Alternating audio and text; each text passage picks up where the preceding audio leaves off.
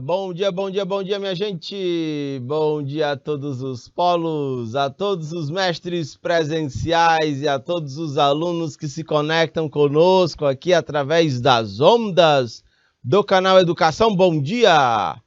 Minha gente, estamos no ar com mais uma transmissão de aulas para o curso técnico em serviços jurídicos. A disciplina é Ética e Relações Interpessoais. Bom dia! Hoje eu estou diretamente do estúdio 6, o Jackson como diretor de imagens, o Joseni está como professor assistente e nós vamos juntos aqui até às 9 horas da manhã. Beleza, minha gente? Tudo bem? Câmbio?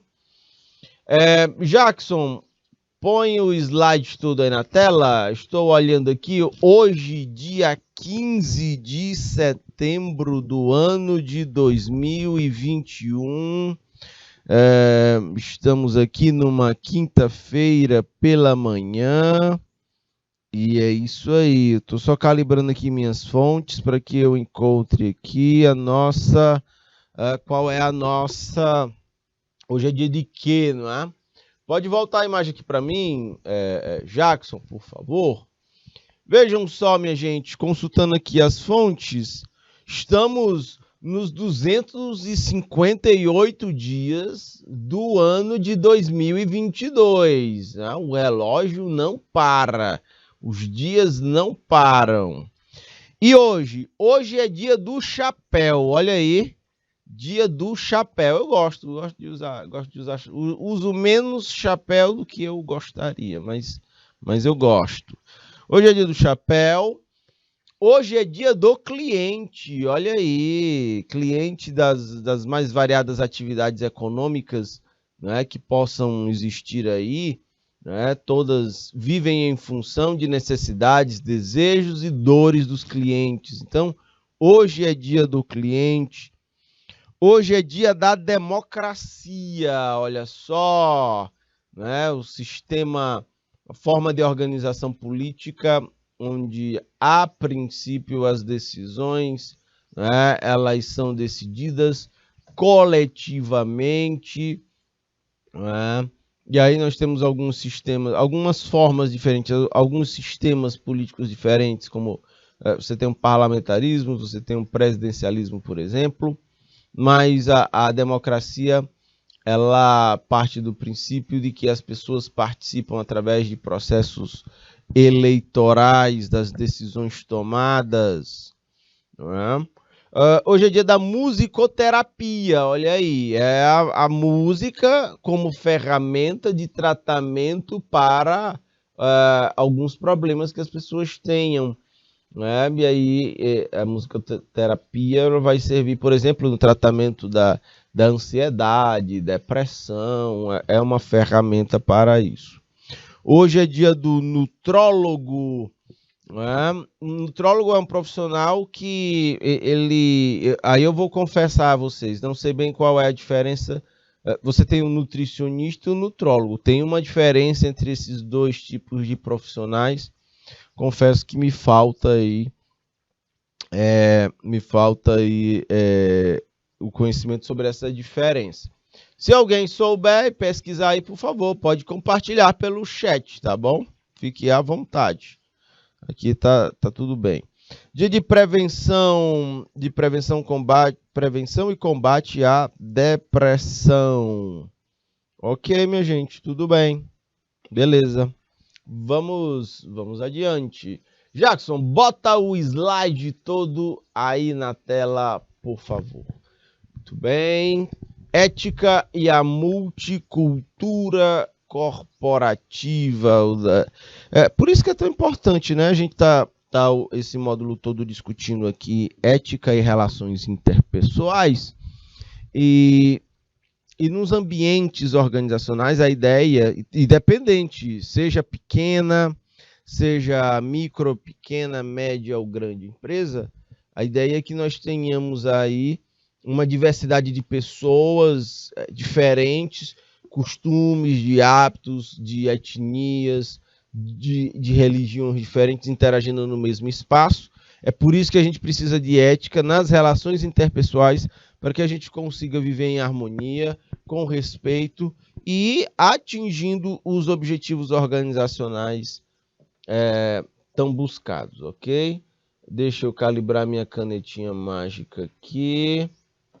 Jackson, o bicho está desobediente aqui comigo. Pronto. Beleza. Vamos adiante. No roteiro da nossa aula aqui, como objeto do conhecimento, a ética e a multicultura corporativa, os aspectos multiculturais da formação do povo brasileiro.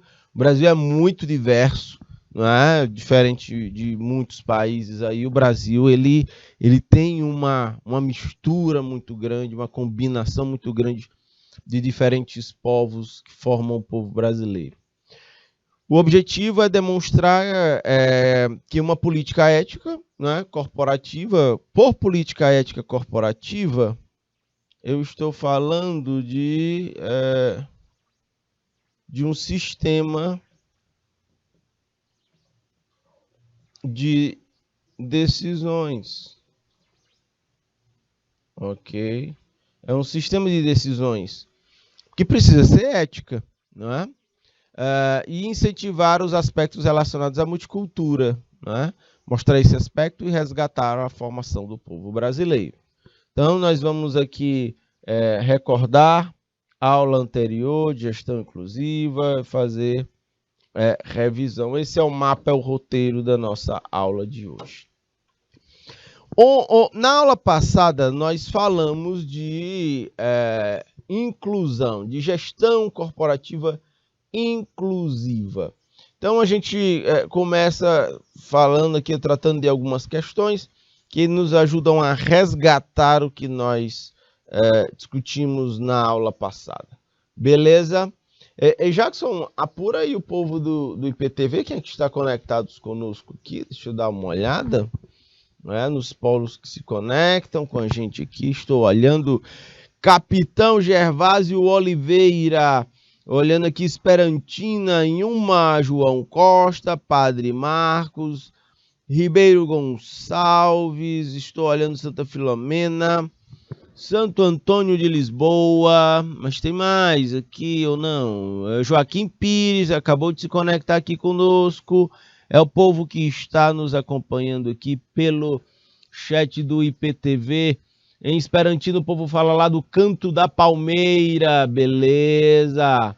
Bom dia, Padre Marcos. Bom dia, João Costa. Bom dia, Capitão Gervásio Oliveira. Bom dia, Santa Filomena. Muito bem. Assinale a alternativa que não contém uma minoria social, ou seja, a maioria dos pontos aqui tratam de minoria social, a gente vai marcar aqui a exceção. População negra, pessoas com deficiência, idosos e adeptos da religião hegemônica. Por religião hegemônica, entendam ali a religião que é mais praticada pela maior parte da população. Então, se a gente for assinalar a questão aqui, a questão correta são adeptos da religião hegemônica.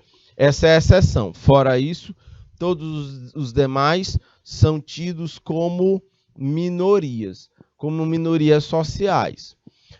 Mas se a gente for olhar, mas como assim minoria social se grande parte da população brasileira ela é negra? Sim, quantitativamente, de fato, a população negra ela é a maioria. Como é que ela é minoria? A gente entra aí na questão da minoria relacionando população negra às tomadas de decisão. A população negra é minoria, né, do ponto de vista de posicionamento social, em que a gente vai falar de tomada de decisão. É uma minoria em todas essas instâncias. Ok, minha gente, este é o ponto.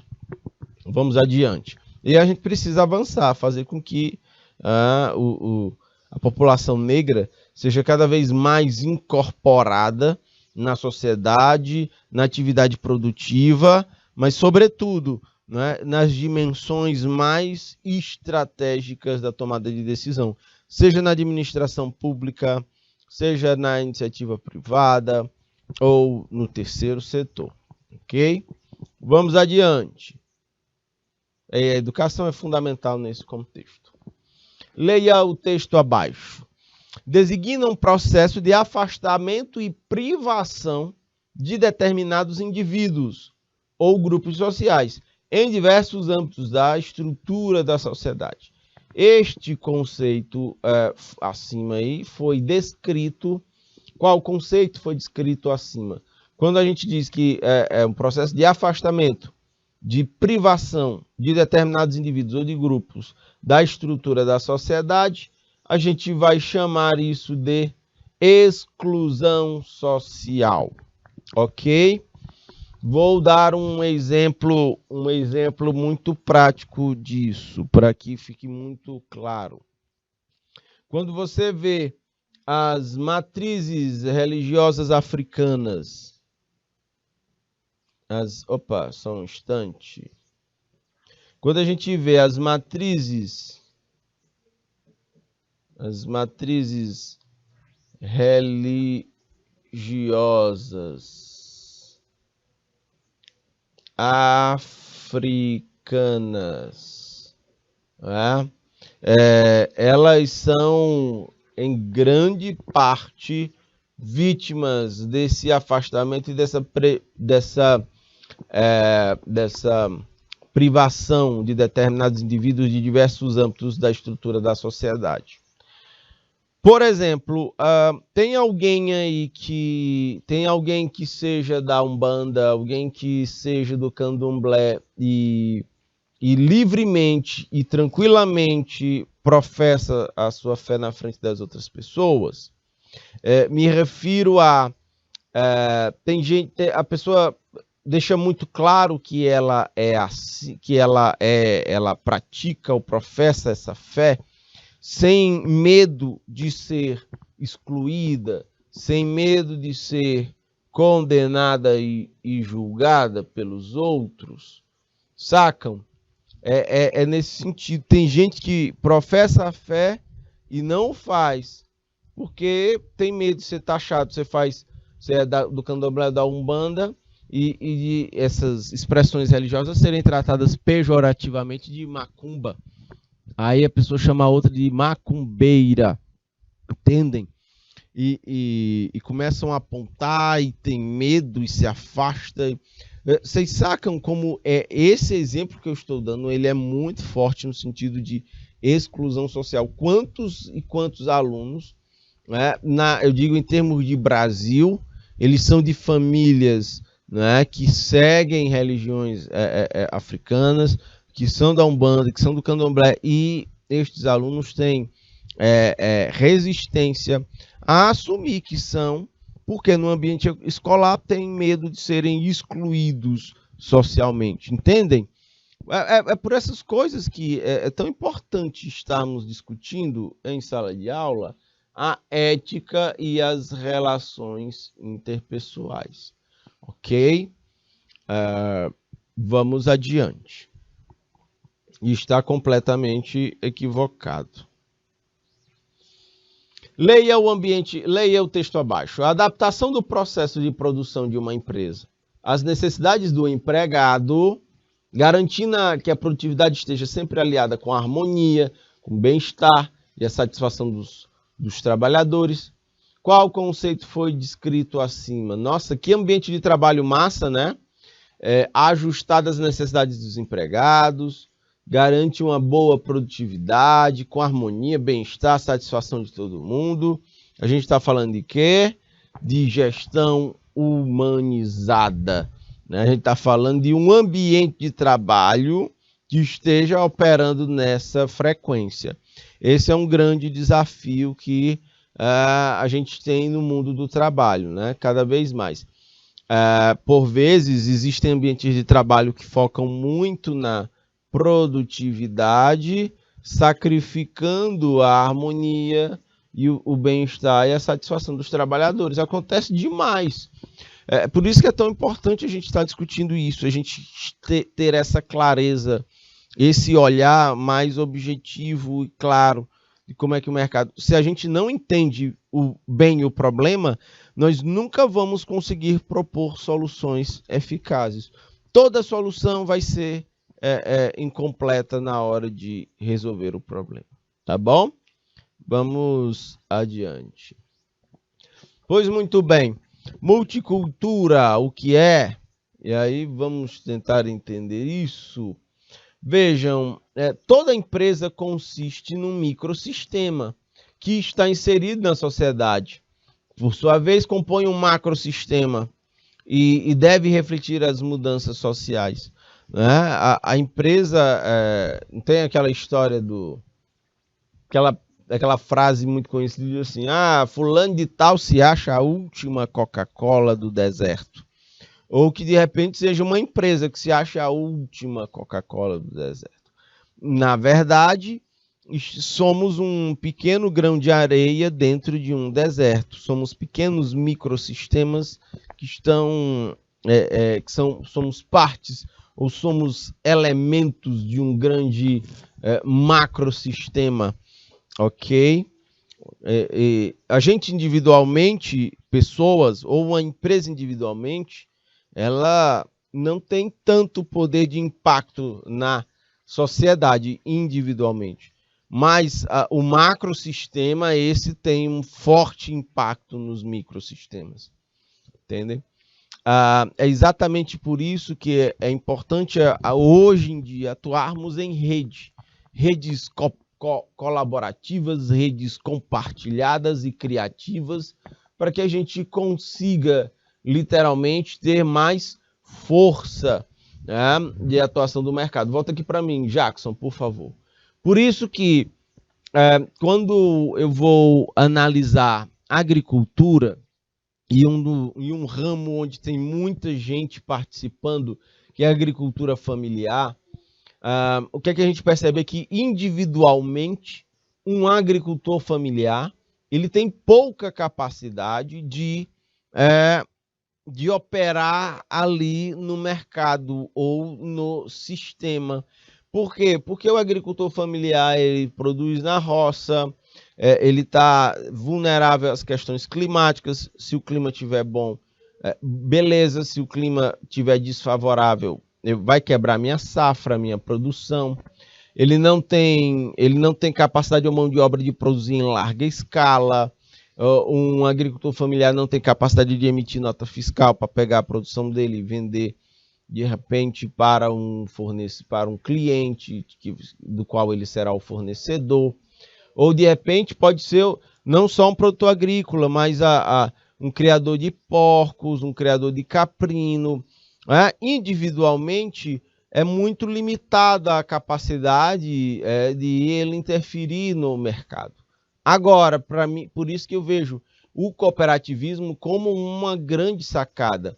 Porque agora sou eu com minha criação de bode aqui, aí tem o Jackson, aí a gente junta com o bode lá do Joseni, e aí a gente tem uma capacidade maior, né? Uma oferta maior de bodes para o abate e vender no mercado. A gente pode, inclusive, comprar juntos, né, as medicações necessárias para vacinar os bodes, o que individualmente para mim sairia muito pesado. Pode ser que rachando com o Jackson, com o Joseni, a gente consiga fazer a cobertura vacinal do nosso rebanho. E por aí vai. Vejam, compartilhamento, colaboração e criatividade. Bora imaginar que no meu trecho ali o meu bode esteja com dificuldade de se alimentar, né? Pois eu posso pegar meu rebanho e transferir para a propriedade dos meninos, ou a dos meninos para mim, ou a gente faz um revezamento, sacam? A gente precisa comprar algum equipamento, alguma coisa mais específica. Eu sozinho não conseguiria, mas se eu juntar com o Jackson, com o Joseni, talvez sim. Sacam? Quando a gente opera conjuntamente, o poder, o impacto é mais forte. Aí se a gente se junta mais gente, a gente cria uma cooperativa. Aí a gente tem muito mais rebanho de bode para fornecer para o mercado, os custos diluem, sacam? A gente pode, de repente, alugar um caminhão para pegar esse bode e transportar para os nossos clientes, dos quais nós estamos fornecendo, coisa que individualmente era mais difícil. Entende? Então, é essa pegada que é interessante. E vejam, eu estou dando um exemplo de agricultura familiar, como ela pode se organizar na forma de cooperativa para tentar conquistar mercados. Né? E numa cooperativa, percebam, eu estou falando em terceiro setor. Eu estou falando de grande empresa, de uma grande corporação como Coca-Cola. Eu não estou falando de uma Volkswagen. Eu estou falando de uma cooperativa de produtores e de criadores ali do interior, né? De Capitão Gervásio Oliveira. Eu estou falando do interior ali de Joaquim Pires. Eu estou falando ali de... Sacam? Então percebam, dá para fazer. E olhe como é a importância da ética e das relações interpessoais de pequenos produtores que se organizam numa cooperativa para produzirem juntos para o mercado. Então é fundamental isso que a gente está discutindo aqui em sala de aula, aqui no estúdio. Faz sentido, minha gente? Sim ou não, por favor, me digam aí pelo chat. São famílias que têm costumes e culturas diferentes, hábitos diferentes e precisam conviver harmoniosamente, né, num ambiente saudável e que seja economicamente viável, socialmente justo e, ao mesmo tempo, ambientalmente correto. Vejam, essa pegada não é só para grandes corporações. Isso serve para os pequenos agricultores que, por exemplo, se organizam na forma de cooperativas, de associações e por aí vai. É possível até agora emitir nota fiscal, vender para a prefeitura, para merenda escolar, né? Você consegue um raio de clientes até maior na forma de cooperativas. Ok, minha gente? Câmbio. Pode ampliar o slide todo aí na tela, Jackson. Então, tudo que a gente discute em ética e relações interpessoais é muito prático, é muito aplicável em todos os sentidos. A arte de cultivar, né? Olha que bandeira do Brasil linda, né? A gente vai ver aqui vários elementos regionais colocados aqui nessa bandeira brasileira. Eu estou vendo aqui, por exemplo, deixa eu ver aqui, vou marcar de quê? Botar de roxo aqui. Aqui tem uns grãos de café. Aqui eu tenho uma chinelinha que representa a região turística. Você tem aqui o sol. Você tem fruticultura aqui. Tem o símbolo da música. Tem o futebol. Tem o desenho aqui do carnaval aqui. A gente tem um tucano que representa a natureza. A gente tem aqui as colheres que representam aqui a culinária. A gente tem o Cristo Redentor aqui. Aqui parece ser uma baiana. Há uma diversidade grande. Tem até muito mais elementos para botar numa bandeira do Brasil do que esses que estão postos aqui. Beleza? Então vejam, mas antes de falar de multicultura, vamos entender o que é cultura. A palavra cultura vem do latim culturae, que significa a ação de tratar, cultivar ou cultivar a mente, né, e os conhecimentos. Isso é cultura, ok? E a forma como a gente trata das coisas, como a gente, o que é que a gente cultiva nos nossos dias. Pergunto para vocês, o que é que vocês cultivam durante o dia de vocês, independente do que vocês venham a fazer, sacam?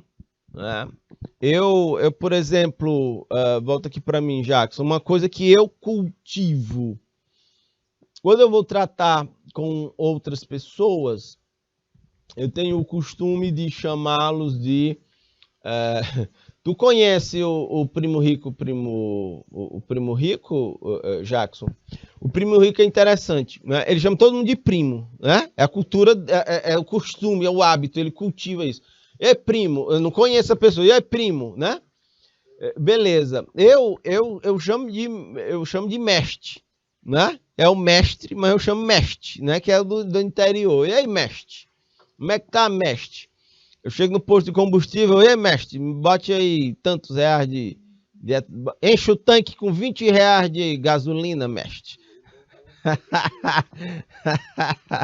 Então, eu vou fazendo, ou então eu chamo cabra. E aí, cabra? Mas veio uma coisa muito rústica, muito interior. E aí, cabra, como é que tá? Tudo beleza e tal? Aí são coisas que eu vou cultivando, né, ao longo do meu dia, né? Tem isso. Né? Então, numa expressão de surpresa, né? Essa não é daqui dessa parte do Piauí, de Teresina, mas eu peguei convivendo com pessoas de outras regiões do Nordeste, que é o vote.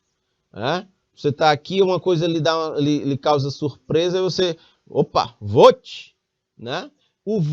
Que é escrito V-O-T-I, vote, né? É uma expressão de surpresa, né? Como oxe, né? Então, oxe. Então, na linguagem, a gente consegue preservar algumas coisas, sacam? Esse é um exemplo. E aí, que outras coisas a gente cultiva que são naturais da região onde a gente vive? E que coisas não são naturais de onde a gente vive, mas a gente incorpora e cultiva, entendem? Esses são pontos importantes quando a gente vai falar de cultura, né? Aí entra a história da valorização. Estamos valorizando a nossa cultura local ou a gente dá muito mais valor às questões, às culturas estrangeiras ou de fora? Me lembrei do Ariano Suassuna, importante escritor, contador de histórias brasileiro. Ele escreveu a obra mais famosa dele porque saiu dos livros e foi para a televisão e fez muito sucesso, que foi o Alto da Compadecida. O Ariano Suassuna, ele era um crítico ferrenho de se usar termos em inglês no Brasil. Se é o Brasil, então vamos falar em português. Esse negócio de falar em inglês, ele criticava bastante. Percebam que vocês estão numa área de conhecimento, nos serviços jurídicos, que está embaixo do guarda-chuva da gestão, e na área da gestão, nós temos muitos termos em inglês, já tratei de vários aqui com vocês, de compliance, os stakeholders, vejam, são termos que estão nos vídeos, que estão nos livros, estão nos artigos, nos textos da área de gestão. Mas o Ariano era um crítico ferrenho disso. Ele dizia assim, vamos usar os termos brasileiros ao invés do americano. E tem isso, né? Essas questões precisam ser postas na mesa para a gente refletir, para a gente avaliar, para a gente analisar. Tá bom? Beleza, minha gente. Jackson, pode botar o slide todo aí na tela, por favor. Então, vejam. Continuando aqui, o culturae, né, que é o termo do latim, se originou a partir do termo colere, que quer dizer cultivar as plantas. O hábito, ou seja, cultura vem do cultivar as plantas, ou o ato de plantar ou desenvolver atividades agrícolas. Aí a gente está indo bem na raiz da coisa, do termo. Né? Então, que coisas vocês costumam cultivar? Por exemplo, tem famílias que têm a cultura, eles cultivam, por exemplo, o ato da criança estar pedindo a bênção para os mais velhos. Benção papai, benção mamãe, benção tio, benção... Mas já tem outras famílias que não têm este mesmo hábito, ou não cultivam isso. Volta aqui para mim, Jackson. O Jackson diz que na dele tem.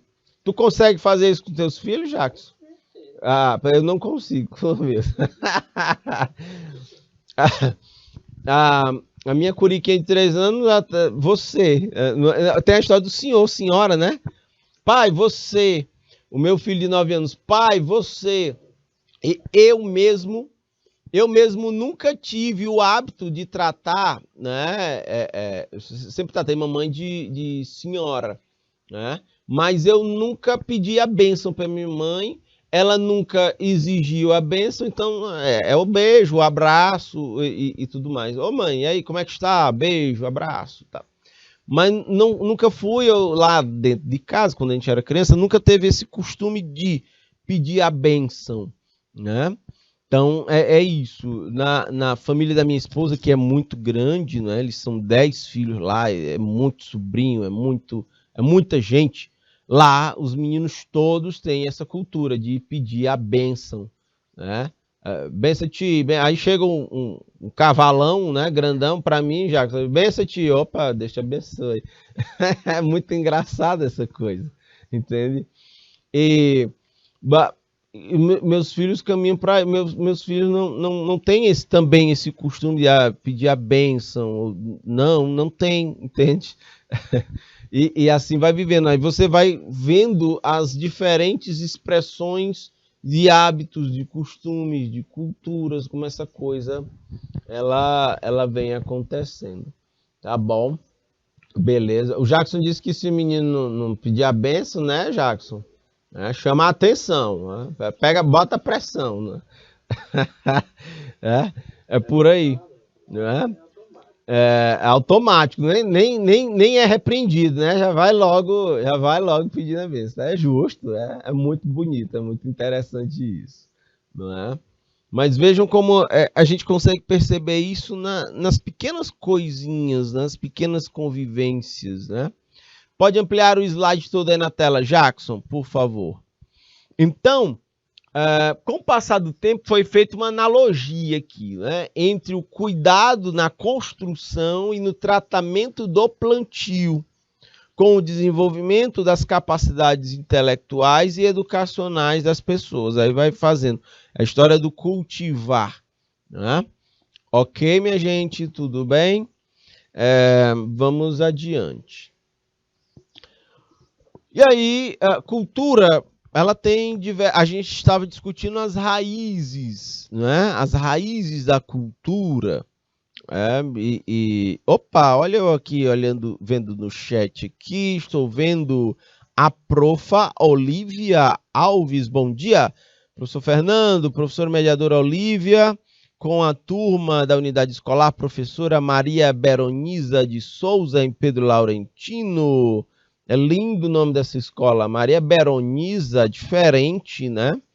É muito bonito. Beleza, prof. Olivia, seja bem-vinda para mais essa transmissão de aulas, vocês, e sua turma, né, acompanhando aqui esta aula do curso técnico em serviços jurídicos. São agora exatamente 7 horas e 36 minutos, através das ondas do canal Educação. Bacana! Minha gente, vamos olhar aqui o conceito científico de cultura.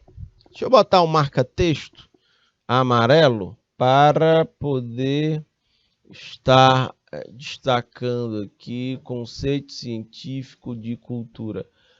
Olhem como os hábitos, as coisas vão mudando e elas exigem a mudança de certos hábitos, né? Uma aula presencial, ela tem uma mecânica, ela tem um ritmo. Uma aula mediada tecnologicamente, remota, ela já nos exige um outro tipo de costume, outros tipos de hábitos, por exemplo, aos quais a gente não necessariamente estava acostumado antes, né? Então, vamos lá, o conceito científico de cultura é um conjunto de práticas, de saberes, de valores, de normas que são construídos nas interações sociais. Isso que é legal, ó. Conjunto de práticas e saberes, valores e normas através das interações sociais. Deixa eu dar um exemplo disso. tem produtor rural que reclama muito quando agrônomos chegam para implantar projetos produtivos na comunidade e de repente o agrônomo não respeita os saberes locais, né, os valores lá das pessoas. Por vezes, minha gente, esse é um choque grande que tem. Volta aqui para mim, Jackson. Não necessariamente, nem todo produtor rural, ele produz para o mercado.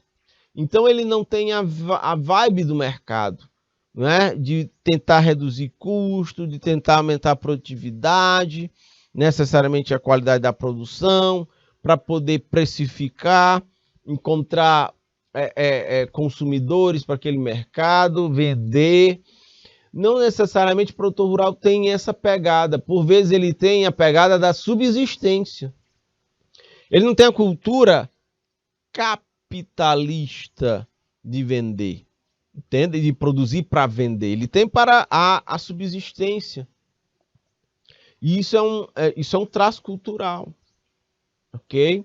Deixa eu dar um exemplo aí, ó. A gente está sendo acompanhado pelo povo de Santa Filomena, de Ribeiro Gonçalves. São regiões produtoras de grãos. Mas vejam, o Piauí não tinha a cultura de ser uma região produtora de grãos. Os gaúchos saíram do sul e vieram para cá para produzir grãos. E eles literalmente desbravaram essa atividade produtiva nos cerrados piauienses. Vejam como tem um encontro de culturas aí. Sacam? Essa coisa ela é muito interessante. Mas o processo de modernização da agricultura piauiense na produção de grãos, ela veio de fora para dentro. Ela veio através dos produtores do sul que vieram morar aqui na região do Cerrado. Ficou claro, minha gente, isso, né? E não tem uma característica necessariamente melhor do que a outra. Elas são simplesmente diferentes. Entendem? E a grande questão é, elas precisam, através de relações éticas e interpessoais, coexistirem pacificamente. A questão é que, por vezes, essa cultura mais produtivista, capitalista, ela acaba comprometendo ao outro tipo de cultura, a da subsistência. E aí pode-se gerar conflitos. E isso não é necessariamente sustentável, entendem? Esses são pontos importantes que a gente merece, que merecem destaque. Ok, minha gente, tudo bem? Pode ampliar o slide todo aí na tela, Jackson, por favor. É da cultura do grande produtor de grãos pegar grana emprestada no banco de 6, 10 milhões de reais para financiar a compra de um implemento agrícola, de uma máquina, né? E para produzir e a partir da grana que produz, pagar a máquina. Para quem tem uma visão de subsistência, não é a mesma coisa. E não dá para tratar do mesmo jeito, não dá para exigir do mesmo jeito. São culturas diferentes, são saberes, valores, normas, práticas diferentes. Né? Ok, minha gente? E aqui eu tenho duas outras expressões. A cultura popular, né? É o conjunto de manifestações que tem origem, né, nas classes dominadas e populares. Olhem, por exemplo, a contribuição da cultura africana no Brasil para a cultura popular brasileira, quando a gente vai falar dessas manifestações de origem das classes dominadas. Olhem a feijoada, né, Jackson? O feijão preto feito com pé de porco, com toicinho, e aí é um traço culinário de, literalmente, da classe dominada na época, mas que hoje é uma parte muito importante da culinária brasileira. Foi incorporada, né? Você tem a feijoada. Olha a própria capoeira, né? Lá da África também, uma expressão que vieram com os africanos, mas eu já li em algum lugar que a capoeira foi criada aqui dentro já do Brasil, pelos escravos, aqui no Brasil, como uma arte que os ajudava a se defender, né? Na hora de tentar escapar, né, daquele sistema de trabalho escravo. Mas vejam como a capoeira é uma expressão popular, como outro dia, na hora de... A Mérida fez aniversário agora esses dias, Jackson, 3 anos, aí a gente fez uma coisinha pequenininha para a família. Volta aqui para mim. O detalhe é que com família grande, quando você faz coisa pequena, sempre é grande. Não tem jeito. É muita gente. E para dar conta desse povo todinho, uma das coisas que a gente serviu lá para o povo comer foi não sei se chama caldo, não é caldo não, mas porque tem consistência de creme. Creme de macaxeira, né? A macaxeirona lá, a panelona com creme de macaxeira lá, e quando esse povo começou a entrar nesse negócio, menino, que negócio bom, começaram a comer. Vê que tinha muito na panela, né? Mas a macaxeira, a comida própria, a comida feita a partir da macaxeira, e ali o caldão, aquele caldão grosso assim que você pega, você come sozinho, aquele bicho sozinho, ou você pode jogar em cima do arroz, ou sei lá, né? É bicho bom.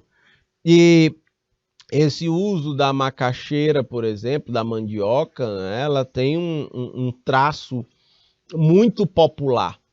É tanto que dela poderíamos estar produzindo o pãozinho que a gente come todo dia, mas a gente produz o pão a partir do trigo, que vem de fora, comprar de fora porque não é produzido em larga escala aqui no Brasil.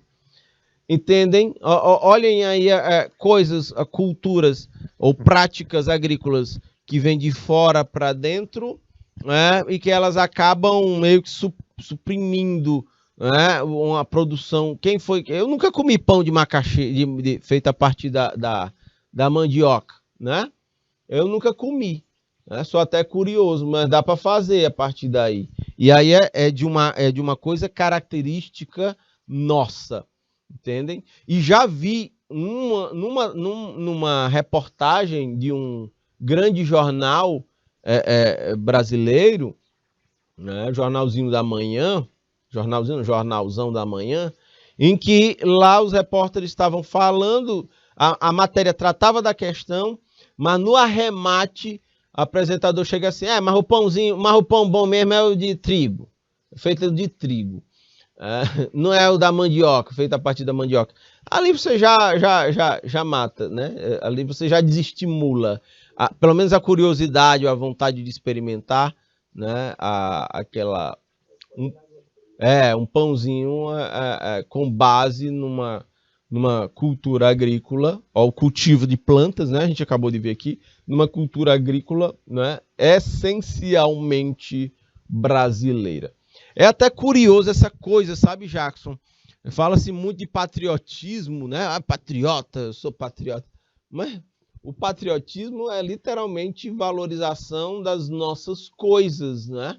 E o quanto que nós de fato estamos valorizando as nossas coisas.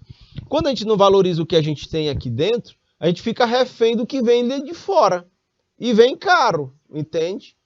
Tem essa questão. A gente precisa refletir muito sobre essas coisas. Pode ampliar aí o slide, Jackson? Que eu estou dando exemplos aqui de cultura popular. Estou falando de comida, né? Parece que eu estou com fome, né? Pera aí, só um minuto. Aqui.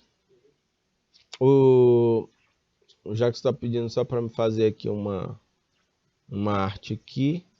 Vou botar aqui embaixo. Beleza? Bacana. Então, a gente... E aí eu tô falando de cultura popular, mas eu tô falando de comida, né? Porque é bom, né? Olha a paçoca nossa aqui, né? De carne desfiada, pisada no pilão com farinha, né? E tudo mais, mas as outras manifestações culturais, umas festas juninas, o Bumba Meu Boi, aí eu tô falando de Brasil, do boi garantido e caprichoso, do carnaval do Pernambuco, na base do frevo, ou o carnaval do Rio das escolas de samba. Bom dia, Tiago Martins, câmbio. Outro dia o povo me sugeriu comer cuscuz com raspa de rapadura, né? Isso que é muito bom. Vi muita gente do interior dizendo isso. Talvez não caia bem para mim, porque eu não gosto do agridoce, né? Eu gosto do salgado. Então é cuscuz com manteiga, com ovo, com... não sei, né? E o cuscuz com a raspa da rapadura, eu não sei se eu iria gostar, não. Diz aí, Jackson. Ah, não gosta, né? Não dá valor também, não. É por conta do agridoce, né? Isso. Cada coisa em algum lugar. Né? Cada macaco com seu galho, né? O doce é doce, o salgado é salgado. Não é, Tiago? Bacana. Aí, minha gente, também nós temos aqui a forma de falar. Olha aí o Tiago. Cuscuz com rapadura é muito bom. Né? Não é? Eu nem me arrisco, Tiago. Eu como rapadura. Mas só a rapadura. O cuscuz é o cuscuz. Mas eu tanto não sou grande fã do doce, que eu como rapadura, mas como pouquinho, né? Porque o doce me arripuna muito fácil, como diz o caboclo do interior. Olha aí outra coisa aí que eu gosto de preservar, né? No meu falar, eu gosto de associar aos termos, né, muito nordestinos em muita coisa. Então é muito fácil eu comer alguma coisa e eu digo, eu tô arripunei, né? Não quero mais, já comi, não quero mais. Tô com fastio, né? Tô com fastio, então arripunei. Comi tanto que arripunei, não quero mais, né? É isso, abusei, né? É por aí. Sacam? E a cultura erudita. Aí essa aqui já são práticas ou valores que vêm de classes dominantes. Né? Geralmente, aqui na cultura erudita, a gente vai ver a expressão, né? a produção e a visão, ou seja, a expressão do mundo visto pelo ponto de vista das classes dominantes ou da elite, né? Ok? É natural que existam as duas e que as duas possam coexistir, sacam? Não é que uma deva eliminar a outra. A grande sacada é a diversidade, é a gente conviver com as duas, sacam? Com cultura erudita, a música clássica, a música... tem coisas tão massas, tão interessantes. Volta aqui para mim, Jackson. Eu gosto muito da coisa popular, mas tem coisa erudita que também é muito massa. É por isso que a gente tem que ser diverso, né? Eu recomendo para vocês, depois deem uma olhada no YouTube, numa música clássica, que são as 4 estações do Vivaldi. Procurem lá, as 4 estações do Vivaldi. É grande a música. Nela, a orquestra, né, de instrumentos clássicos, o violino, o cello, sei lá, aqueles instrumentos lá, eles tocam a mesma música, só que em ritmo diferente. Ele pega uma parte da música e toca no ritmo de inverno. Aí é a mesma música, só que ela tem outra frequência. Aí os mesmos instrumentos, a mesma música, só que no ritmo de primavera. E depois no ritmo do verão. E depois no outono. É muito massa, minha gente. É muito legal. É interessante demais. Aí, música clássica. Sacam? Que vem da cultura erudita. Aí tem a história, as histórias que são retratadas, por exemplo, no teatro. Aí você vai ter as obras de artes, que podem estar aí nas exposições. É variado, né? Na verdade, no Brasil, nós temos aqui... O Brasil é tão diverso que nós temos a possibilidade de coexistir né, com todas essas variedades de expressões culturais. Bacana? Pode ampliar o slide todo aí na tela, Jacques. Por isso que é tão importante a ética.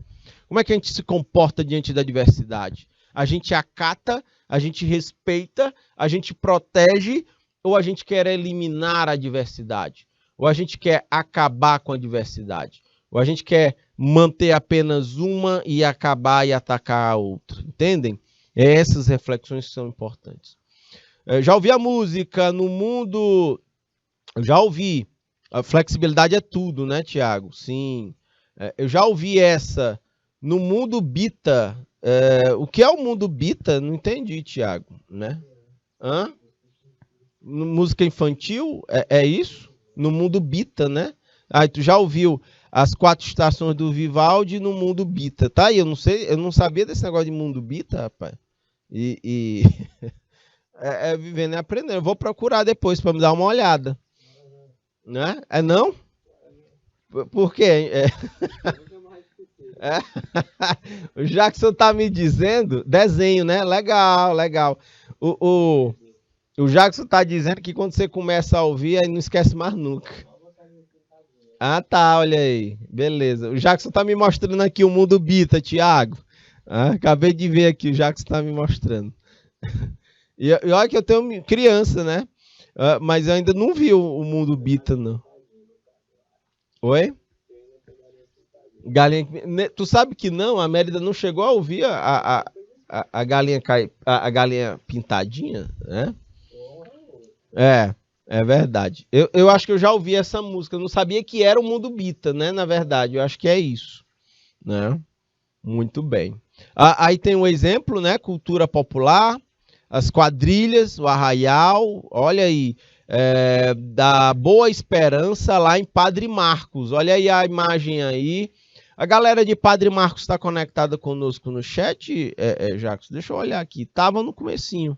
Tá aqui o povo de Padre Marcos, ó, conectados conosco. Olha a fotinha aí de quadrilha aí em Padre Marcos. Eita, agora tu jogou pesado, viu? Jackson, galinha caipirinha. É a galinha caipirinha que tá falando, é a galinha caipira, a galinha pintadinha, né? Olha aí, a festa, a quadrilha, né? Em Padre Marcos. É uma expressão, meu Deus, coisa de tempo de comida gostosa, né? E de muita dança, né? Muito bom, eu gosto muito de festa junina. E uma expressão cultural erudita e uma orquestra sinfônica de Teresina. Domingo agora eu vi como se fosse uma orquestra de sanfonas. Você tinha um maestro e não eram diferentes instrumentos musicais, era todo mundo tocando sanfona. Muito massa, viu? Tocando frevo lá. E aí eu dançando lá o frevo, tem hora que você baixa e é difícil levantar, Jackson, viu? A batata da perna, as bichas chegam e fica tremendo. É dança bruta, o frevo. Bom, muito bem. Multicultura corporativa, né? Vamos tratar isso do ponto de vista da identidade brasileira.